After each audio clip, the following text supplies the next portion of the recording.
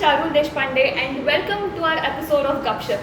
We are having a crazy personality with us today, Mr. Parth Joshi, who is an entrepreneur, djembe artist and obviously a photographer too. Welcome Parth. Hi, thank you so much. Yes.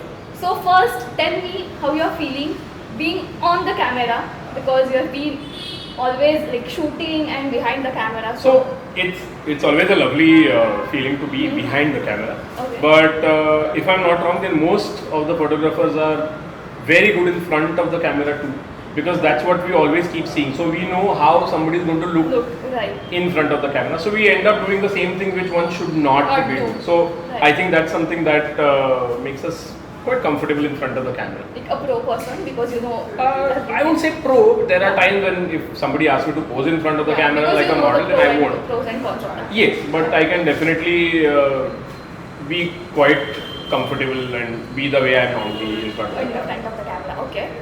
So can you just tell us more about your journey being behind the camera? Lovely. So it started long back when, of course, let me start off with telling that I have no official education in photography.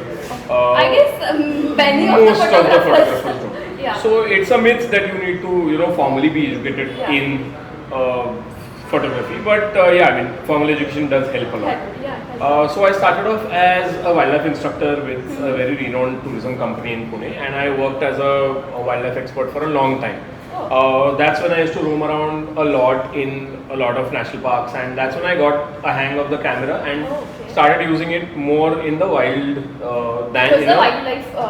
Right. So because of that, what happened was then I got trained to shoot the moment. So I did not have the time to think of how the light is going to be, what are my settings. So this started becoming like an innate nature that with the first view through the viewfinder, I could see that these are the settings and this is going to happen out of that, which is something I think trained me the most being a photographer, because then you don't have time to think that aperture kya rahega, shutter speed kya rahega, what is the ISO. It just becomes your habit, because you know that this setting is going to give you this kind of a picture, not point blank, but at least very similar to what you want. But at the end, photography is all about capturing the moments, the emotions, right? It is, but depends on what kind of shoot you're talking about. So you're talking about wildlife or you're talking about something candid, then that is fine. But if you're talking about something like a studio shoot or a planned shoot, then it is a lot of pre-planning. So it's a lot of pre-planning. So you know what you're going to do to get what.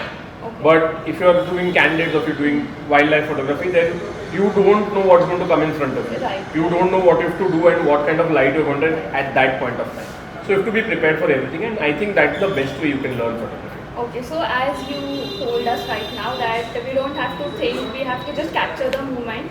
So how does the lighting and the settings of camera plays?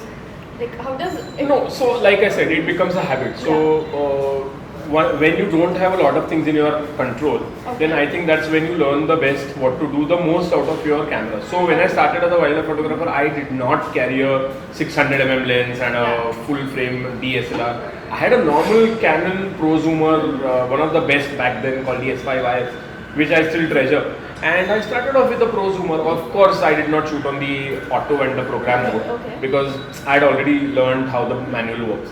So once you know what you have to get out of that camera and you know what your device can do, then that's when you really don't have to think about what the light is going to be or is it going to change. About the technical things. Right, and also when you are actually roaming around in the wild for so long, you also know the animals, you also know the weather. So you kind of pre-plan everything anyway. So photography is one place where it trains you to do a lot of things at one point of time. It's all multifunction, it's multitasking.